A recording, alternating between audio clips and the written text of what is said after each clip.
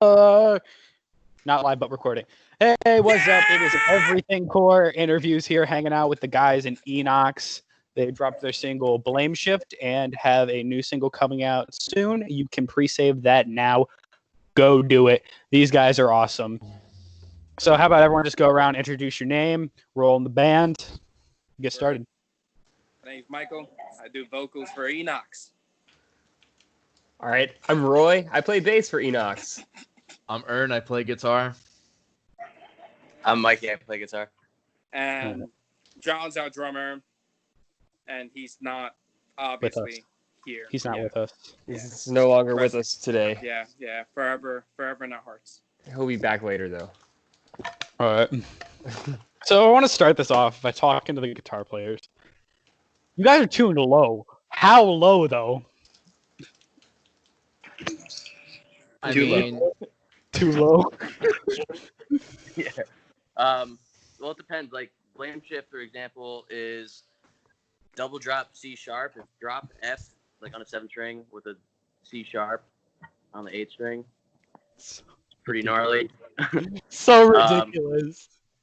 Other than that, we have like drop F and drop A flat. I mean, that's basically standard anymore, right? That's what I'm saying. Yeah, facts. Hey, now, are there any songs where you use anything other than the low 2 strings? All of them. Every single one. Every single one. Oh wow. Except Blame Shift, pretty much. Well, you use the strings on Blame Shift for the chicka stuffs. Oh yeah. So the chickas. But there's not a lot of like fretting on the high notes in Blame Shift. But in all the other songs, ton of that stuff. Of course. Yeah. Yeah, these guys are low. If you like low, they're low and groovy. Ugh. Michael, you doing fry or false chords? Fries, baby. Fries for the most part. I gotta. This is where we differ. I'm a false boy. I fry my highs, but I'm a false boy. Well, I mean, use your false chords depending for like whatever kind of vibe you want to do. You know what I mean? Yeah. So if you want that real like fucking straight in your face, like yeah, you know, you bring out your false chords and you let that shit pop off. But for the most part, fries the way to go. Like at least for me, is how I've. Your vocals sound great. Vocal longevity, for me, at the very least, it allows me to sing, it allows me to scream. I keep my endurance like that. That's honestly what screaming comes down to. Is you kind of just got to do what's best for you. Because what works for me may not work for you, and what works for Ben Dewar, what may not work for either of us.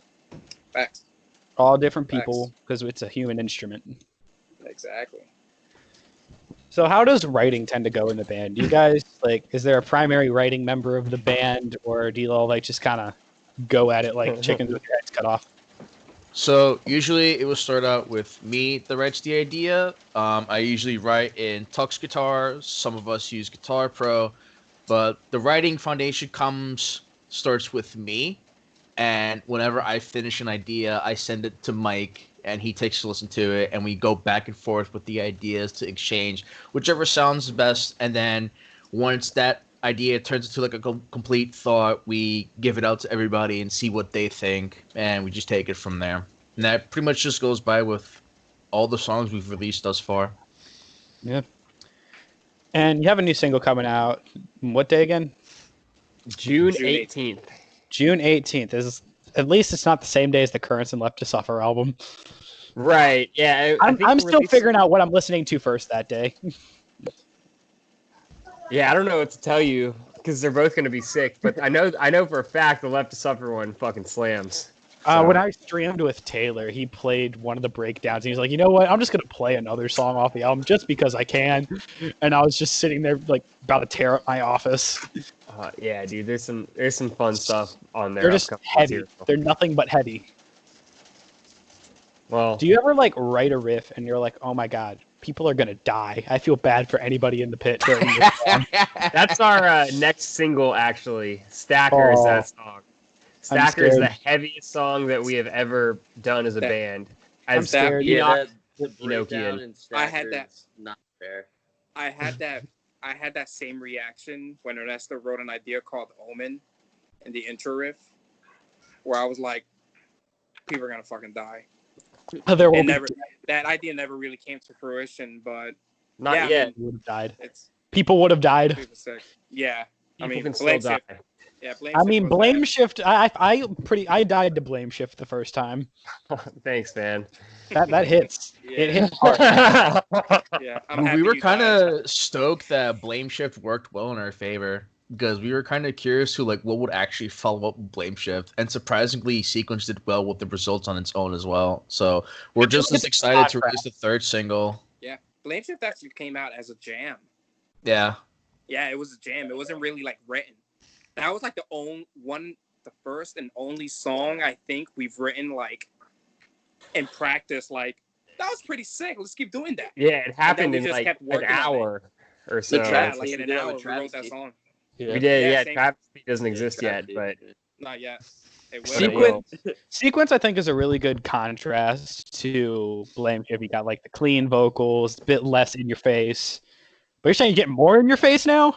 yes. Yeah. Oh, Yes. So that's Far and away. what we want to do with sequences, because with this batch of songs we have, which we have like, including Sequence and Blame Shift, I think we have 11 songs, and there's heavy moments and there's pretty moments, and we wanted to kind of ease people into all of that. So we started off like heavy with Blame Shift, and then we wanted to show them some of our like progressive melodic side with Sequence, and then we're about to just crank the heavy dial up to 11, and then the following single is going to have some more pretty stuff but also have some heavy stuff. We're just going to kind of keep showing a little bit more of our range as we keep releasing songs.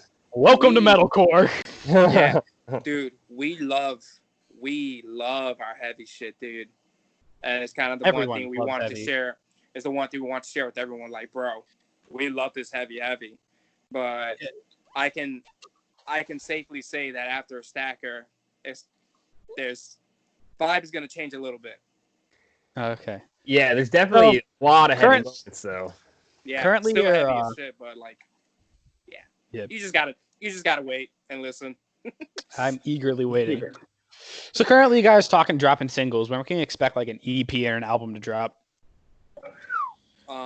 Honestly, it depends on the pace that Enox goes. So like, if it makes sense to drop an EP or an album, we will drop an EP and an album. But it's like currently in the current state of the industry, as everyone pretty much knows, you know what I mean? Like, if you're a young band, exposure is fucking Singles. key.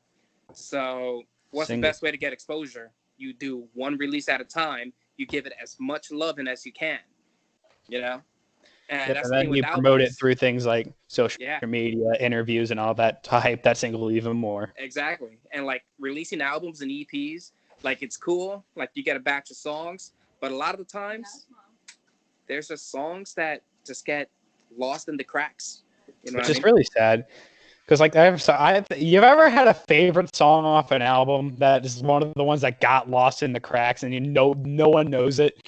Dude, all the time, and that it's not going to get played live. It's Yeah, you go and see them. They're like, they're not going to play my favorite song. The biggest one for me with that scenario was the title track of A Day to Remember's Homesick. I think the song Homesick's amazing, and they never play it live. It's crazy too, because it's even like the album track. Yeah, you'd think they'd play it. And another good one they don't ever play is another song about the weekend. Wow. I haven't heard that song. It's so good. That whole album's just perfect. There's not a bad song on that album. not it. Email.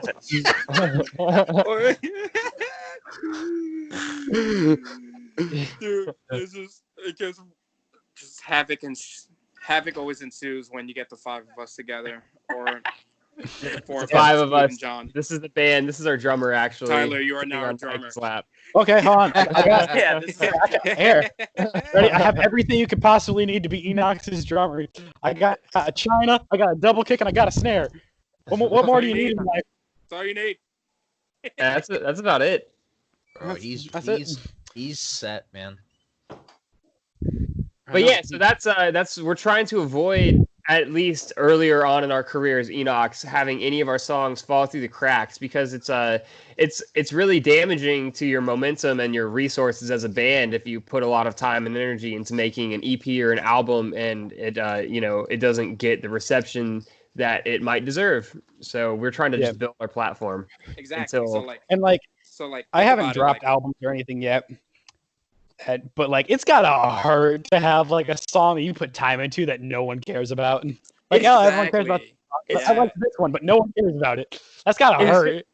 It's just like it's this expectation about the music industry. I think a lot of people have like the romanticized idea that you're just gonna drop a song or drop an album and it's gonna be so good that it's gonna blow up and you're gonna be made off of that, and that doesn't happen. It takes like your overnight success takes like 3 years. It just you have to put in the work every single day, and like it's just I think a lot of people are starting to realize that it's kind of I guess it's like it's a lofty goal to try to just release an album or an EP right off the rip. You have to grow before it makes sense. We were gonna release these batch songs as an actual full-length album, but a huge fear that I had was like, fuck, there's probably gonna be a few songs that don't get the love they deserve. So it's like we drop it in what? Yeah. So like some of the songs like I feared that wouldn't get love as much as others would be like Euphoria or Nikita, which those are like personally some like my favorites where it's just like, holy shit, they're sick, but like I don't like if we dropped a whole collection of music, these would be the ones that would get overlooked. You know what I mean? Mm-hmm. Yeah, most definitely. So as far as big influences on the band go, what would you say are the biggest influences on the band's sound? So we got asked this question before, and Ernesto actually answered it that like the main band that kind of influences us is Northlane. Yeah, I think it's safe to just start saying Northlane at this point. Northline. Northline. What do you think? What do you think of the new Northlane? I love it, dude. It's so good. At first I was like, why wasn't this on the album? But I think that they did it intentionally. They realized it was such a strong song. They're like, we're just gonna save this as a single later and just pop off. So experimental. So smart. That's so well for their favorite. So hard. Oh my god. Yeah, I was definitely getting like a Northlane meets a Mirror vibes from you guys. Pretty it's like but like Currents was like watching because I got like a few little bits of like Current style stuff, but it was mainly Amir and Northlane. Yeah, we played a show with Currents, and a few of the dudes in Currents came up to me like, "Yo, you guys are really fucking sick." And okay, that's awesome. I love Currents. And I think Brian's been following us since then. Yeah, I've been trying to get an interview with Brian. Everyone go at Brian. Make him do an interview with me. If our drummer ever shows up, he's the Walmart version of Brian, so you can just do an interview with Brian. Interview with boneless Brian Willing. Is that how you pronounce his last name? Willie, I don't know. I call him Wiley. I don't know. Wiley. Every time I see Currents, like if I see him live or I see like a video of them somewhere, I'm just like, I'll hit up our drummer and be like, dude, you're fucking killing it right now. Dude, he looks just like it. It's so funny. Yeah.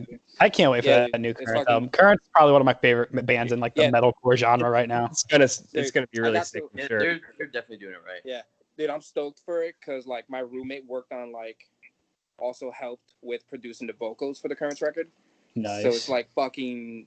His vocals are ridiculous. Dude, it's so nuts. Like he's so versatile. He's a really good vocalist. Yeah, so he's a really good vocalist. He's got amazing cleans. He's got like few main screams he goes to. He has like that higher mid. He has that lower mid, but those lows. When he pulls out his lows, dude, his lows and like. So when I heard his lows and what was the fucking song that they dropped first? Second out of this new cycle. No, the one before that. Poverty of Self. Yeah, dude. Yeah. That was like. All right, bro. I rock all the new stuff. All the new stuff a lot. Like the place I feel safest is an amazing record, and I love I Let the Devil In, but I wish I Let the Devil In was longer. Bro, I actually really love that EP. I do too. I just want that longer. whole EP. That whole EP is a fucking vibe, and it's Yeah. so well That's done. why I want more. I wanted more. It ended, and I was like, I want more. That's how they get you. I actually Now you're like so hyped one- for anything they're about to do. But the one thing I do like about EPs, especially if it's a fucking vibe, is that they're quick, fast, easy listens, and they have a lot of repeat value. Yeah, you're not sitting there delving an hour of your day to an album. Yeah, for sure. Like on your commute to work is like jam this EP. You know what I mean? Mm-hmm. Definitely. So yeah, we'll be putting out an EP probably before an album once this whole string of songs is over, unless a better opportunity comes along. Yeah, absolutely. Yeah. All right. So be on the lookout for an Enox EP because that'll be awesome. It'll probably be a vibe. You can listen to it on your commute to work. Don't hold your breath for the next amount of months, but yeah, Year. definitely for sure. It'll probably be a vibe. You could probably listen to it on your commute to work. Vibes. Hello. Vibes. It's a vibe. But so we talk about currents and like new music. What other some new bands that are coming up right now that you're really digging? Darko. I mean, outside of metal, I'm kind of stoked for Covet's new record that's coming out the same day as Currents, June 5th, which is also the day after my birthday. So I'm just excited for those releases to come out, and it's just gonna be really awesome. Yeah, that's awesome. So, Me personally, I've been bumping Darko really hard. Which is I don't know if you heard Darko, but it's Tom Barber from Chelsea. yeah, his new project. Yeah, I haven't listened to that yet. Insane. I need to get to that. Although honestly, this is probably gonna get me like crucified. I'm not a big Tom Barber fan. I can kind of see that. It's understandable. I saw him live, and maybe it was just an off night, but he wasn't that good. Sometimes it'd be like that for vocals. When Yeah, they're just- like maybe I Nobody can't can say do for sure it may have been an off night, but he just didn't. It wasn't that good. Energy really wasn't Did there. you see him He just with Chelsea Grin or Lorna Shore? Chelsea Grin. It was the tour Fit for a King. oh, the Favorite band recent of all one. time. Yeah, favorite band of all time. Fit for a King. So good. I've personally been jamming the new Shrine of Malice single Chainbreaker a lot. That song is banger. Yeah, dude, they are killing it right now. That album Sheol they dropped last year. Oh, disgusting. I really love what they're doing with their like whole marketing thing too. Just like they have their own thing going on.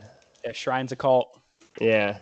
Well, though Amir kind of did that Eric's first. doing The a whole video. Right, Amir there's a lot of cult. like cults. No, it's not about the cult, but more like, they have their like whole Egyptian thing Yeah. going I've on. seen so many bands do the whole cult thing, and it's at Yeah, the Alpha point where Wolf's it's a like, cult. Amir's a cult. Shrine of Malice is a cult. Fight's a cult. Is Enox a cult? yeah. This is the Dude, big question of the well, interview. Is Enox a actually- cult? So Coming out with an Enox OnlyFans. That's yeah, our fan so group. our group, yeah. So we're gonna have a group page. Someone's actually setting it up, and it's not gonna be called Cult Enox Cult. No, it's gonna be Enox OnlyFans. And yeah, you guessed it. It's just gonna be pictures of us. No, it's gonna be where people come hang out and shit post with us. Yeah, They have to slide the DMs for the OnlyFans yeah, content. yeah. Your initiation is giving us your best meme. Meme. Honestly, that is the most Enox thing I've ever heard. That's we're trying to do things our way. The fact that Enox it's is the not a most cult. Enox thing Yeah. just makes me happy because it fucking implies that we actually have a vibe. You guys do. I talked to y'all a bunch. We did the breakdown tier list video. We're shooting another one. And like y'all are just fun dudes. Which Mikey's got to join this time around because Mikey's he's the one that most always fun freaks of all out about the dudes. breakdowns. Yeah. Breakdowns are, we already got the second list coming. It's gonna be just as good, if not better, than the last one. Go. As long as you put Yeah, we gotta dance in there. Good, you got to make it better and worse though. Oh yeah, we Yeah, need to grow both ways. Yeah, we need We need a smaller S tier. yeah, we need smaller S tiers, and we need like people that we got to put in F. Yeah, let's get that bell Yeah. curve. Only like 1 or 2 Fs though, because we can't be like We can't be those. Negative. We need a solid bell curve. It's gonna be Bell like curve of breakdowns. improvement. I'm just happy to say my joke holds the title for the F. So. I straight made another text box and put that joke. That was pretty funny. But the thing is, there can't be F tier breakdowns because the only F tier breakdown is no breakdown. That's the worst breakdown. Is no breakdown. I don't agree with that. I don't agree with that either. I think you can find some pretty bad breakdowns. I'll have to look. I'll go hunting. I'll go hunting. There could be bands out there that try to write, a creative breakdown, but just doesn't hit you as hard as you would think. So it's out there. We just haven't heard it yet. Yeah, I guess the F, I guess, to be the ones that's like not technically executed well, or like maybe the recording's not all in time. It's like some real local band shit. Definitely.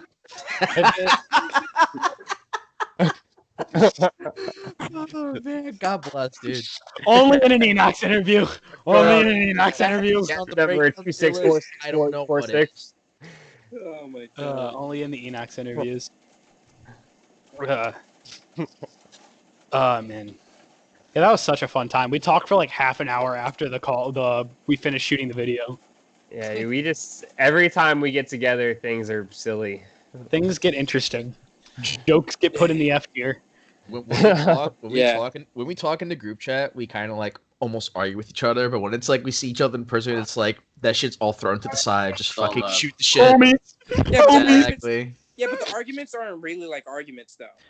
It's just like we're trying to do shit to make each other laugh or like react the most.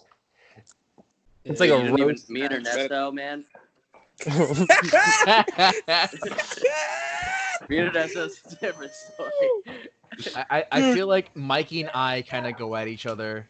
Yeah, in the most unintentional way ever. Dude, Tyler, I instigate shit between Mikey and Ernesto.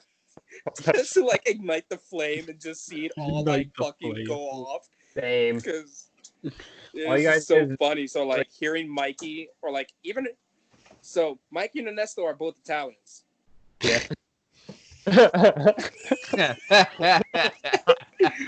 Except Ernesto loves to tease Mikey and say Mikey's not Italian because he's Sicilian. Oh. And that's where it starts. That's where it starts. And it just gets worse from there. Yeah, dude, it just never fails. Like, Mikey tried to offer Ernesto, like, fresh mozzarella, and then Ernesto just refused to eat it. What? It was like, I don't know. What was it? It was like Sicilian cheese, and Ernesto was like, nah. Yeah. Like Mikey was eating mozzarella with his hands. He's like, "Yo, no, so you want?" And I see it's red Sicilian. I'm like, "You fucking kidding me? You think I would eat that shit? Get that shit up my face! Get the fuck out of here! Get out of here! And it was on his. Get out of here! Wait, no, it wasn't on your birthday. When it was like over the summer, I think, right? Pass that up. Pass that up. Bro, why do you have to be Sicilian for the wrong reasons? Come on. Because it's better. Be a decent person and just be an Italian. But I can't have that now, can I? No. Like, gas my eyeballs. Like, can you just say Sicilian? Can you get out of me? No, it's never gonna happen. Get out of me. Get Sicily, get out of me. Get over yourself. So, what does the name Enox mean? Enox. So originally we were known as Enochian, and we just kind of told ourselves, or just kind of like branded ourselves just as Enox. It's just a more shorter version of Enochian. And people just kind of kept referring to us as Enox. They didn't feel like saying Enochian.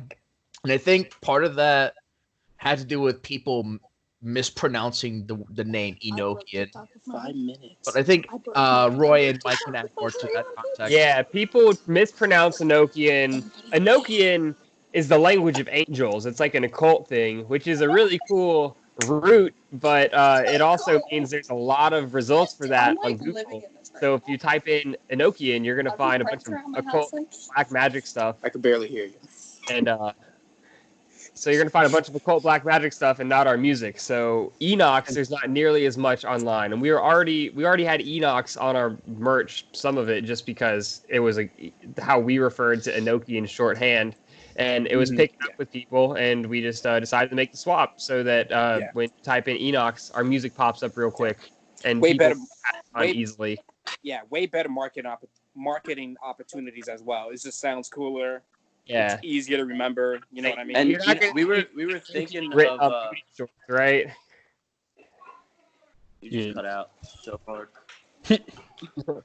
But we were thinking of like completely changing it for a little bit, just totally rebranding, and we were like, why are we not just do Enox? Dude, like the everyone already first knows. time, I ever brought the idea of Enoch, his name, the band name change, was to Mikey like a year and a half ago or 2 years ago.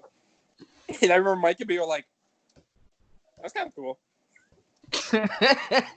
That's kind of cool. Yeah, cool. we decided to change our name, and it was like a couple week period where we kept we were just like, all right, send names. What are we going to change our name to? And eventually, everything we sent sucked, dude, except for Enox. They were like, And yeah. we were all like, hey, that's it. So we just we went with Enox, and that was, the rest was history. Awesome. 2 months of history. Hopefully more soon. Yeah, still plays true to who we are and our beginnings. Well, it was awesome hanging out with you guys. Go check out their music, Sequence, Blame Shift. Probably by the time this goes up, the new song may be out. This is going up next Saturday. I don't feel like doing math. Watch out for Breakdown Tier List Part 2 with these dudes. It's going to be lit like the last one. Yeah. Awesome.